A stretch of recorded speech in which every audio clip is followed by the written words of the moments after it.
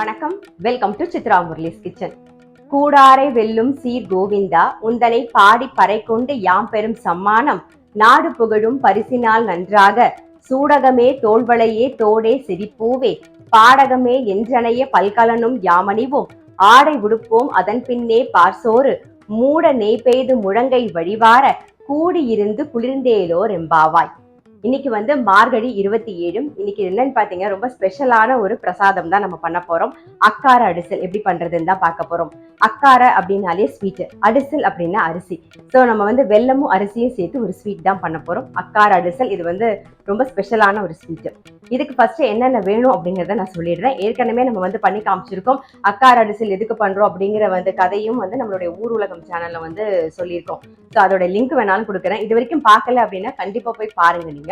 So இப்போ வந்து first என்ன பண்ணணும் அப்படின்னா, ஒரு கப் அரிசிக்கு ஒரு 2 டீஸ்பூன் வந்து பாசிப்பருப்பு எடுத்துட்டா போதும். ரெண்டுத்தையும் நல்லா தனித்தனியா வாஷ் பண்ணி ரெடியா எடுத்து வச்சுக்கோங்க.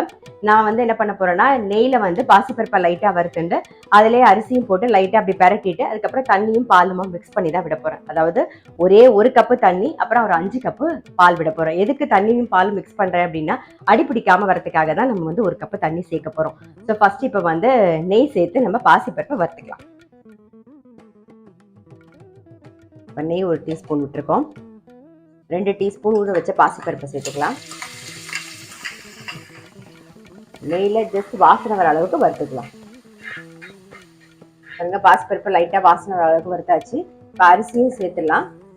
அரிசி நல்லா அலம்பி தண்ணியெல்லாம் வடிய விட்டு எடுத்து வச்சுருக்கேன். நெய்யில் ஜஸ்ட் ஒரு பரட்டிக்கலாம். நான் சொன்ன மாதிரி ஃபர்ஸ்ட் ஒரு கப்பு வந்து தண்ணி சேர்த்துக்கலாம். நான் வெந்நீர் தான் சேர்க்குறேன்.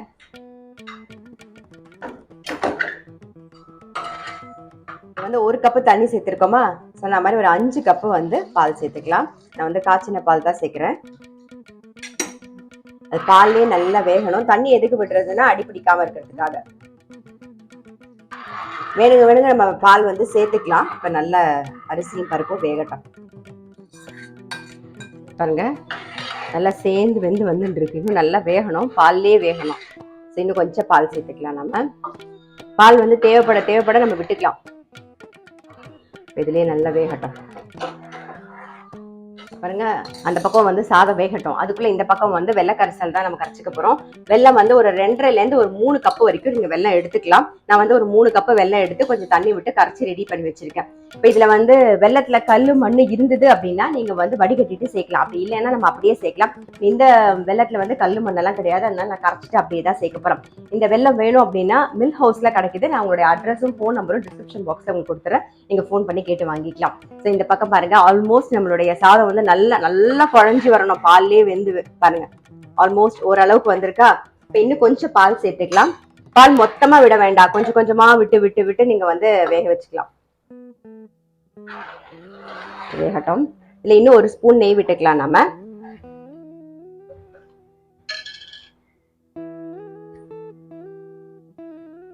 பாட்டுல மட்டும் வந்தா போதாது இல்லையா, மூட நெய் பெய்து முழங்கை வழிவார, அட்லீஸ்ட் கொஞ்சமாவது நெய் வேணும் இல்லையா, அதனால இன்னும் கொஞ்சம் நெய் விட்டுக்கலாம். நாம அதாவது ஒரு கப் அரிசி எடுத்துட்டோம்னா 1 கப் நெய்யாவது விடணும். நம்ம இப்பதான் நெய்யை விட ஆரம்பிச்சிருக்கோம். நல்ல சாதம் ஓரளவுக்கு வேக ஆரம்பிச்சதுக்கு அப்புறம் தான் நம்ம வந்து நெய்யை விட ஆரம்பிச்சிருக்கோம். நெய் கண்டிப்பா 1 கப் தேவைப்படும். நம்ம எந்த அளவுக்கு அரிசி எடுத்துக்கிறோமோ அந்த அளவுக்கு நெய் விட்டுக்கணும். இது நல்லா மிக்ஸ் பண்ணிப்போம். அதெல்லாம் நல்லா சேர்ந்து வெந்து வந்துருக்கு. இப்போ ஒரே ஒரு பிஞ்ச் வந்து உப்பு சேர்த்துக்கலாம் நாம. அப்புறம் குங்குமப்பூ டோட்டலி ஆப்ஷனல். உங்களுக்கு விருப்பப்பட்டா நீங்க சேர்த்துட்டா போதும். குங்குமப்பூ கொஞ்சம் சேர்த்துக்கலாம். இது கூடவே வந்து ஏலக்காய் பொடியும் சேர்த்துக்கணும்.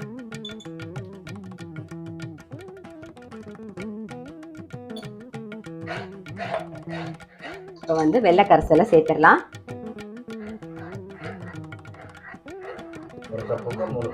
ஆமா 3 கப்பு வெல்லம். அப்பதான் நல்லா டேஸ்டா இருக்கும். ஸ்வீட் கம்மியா வேணும் அப்படின்னு நினைச்சீங்கன்னா கம்மியா சேர்த்துக்கலாம்.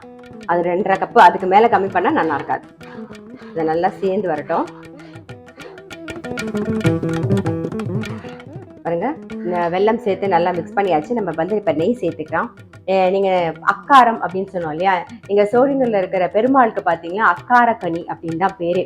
அதே மாதிரி ஆழ்வார்கள் வந்து கிருஷ்ணரை வந்து ஒரு ஸ்வீட்டாவே கொண்டாடி இருப்பாங்க. அதாவது அவருடைய ஆழ்வார்கள் வந்து அவங்களுடைய நீராட்ட பாசுரம் இருக்கும் இல்லையா, அதுல வந்து அப்பம் கலந்த சிற்றுண்டி அக்கார பாலில் கலந்து, அதாவது அப்பம் கலந்த சிற்றுண்டி அக்காரம் பாலில் கலந்து அப்படின்னா, நான் வந்து பால்ல வந்து ஸ்வீட் கலந்து தரேன், நீ வந்து குளிக்கிறதுக்கு வா அப்படின்னு சொல்லி கிருஷ்ணரை கூப்பிடுற மாதிரி ஒரு பாட்டு பாடியிருப்பாங்க.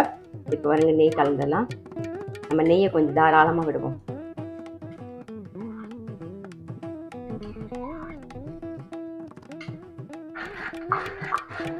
இது நல்லா சேர்ந்து கொதிச்சு நெய் வந்து நல்லா மிதக்க இருக்கணும். பாருங்க, இன்னும் கொஞ்சம் நெய் சேர்க்கலாம். நம்ம வந்து முந்திரி திராட்சைலாம் வறுத்து போடும்போது நெய் சேர்க்க போறோம். திருப்பியும் நெய் சேர்ப்போம். இப்போ ஃபர்ஸ்ட் முந்திரி திராட்சையை வறுத்துக்கலாம். நெய் சேர்த்துக்கலாம்.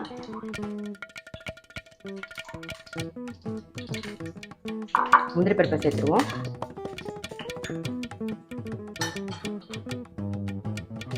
ஒரே ஒரு பிஞ்ச் வந்து பச்சை கற்பூரம் சேர்த்துக்கலாம். நல்லா மிக்ஸ் பண்ணி விட்டுருங்க.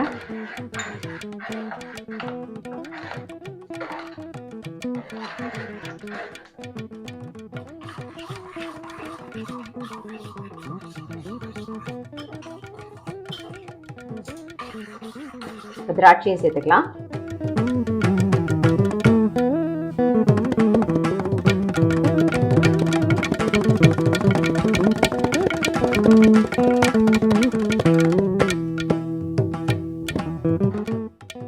முந்திரி திராட்சையை சேர்த்துடலாம்.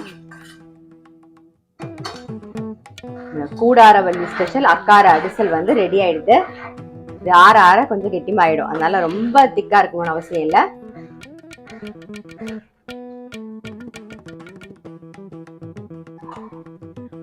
கூடாரவள்ளிக்கு அக்கார அடிசல் பார்த்திருப்பீங்க. கண்டிப்பா உங்க வீட்டுல ட்ரை பண்ணி பாருங்க. நான் அடுத்த வீடியோல சந்திக்கிறேன்.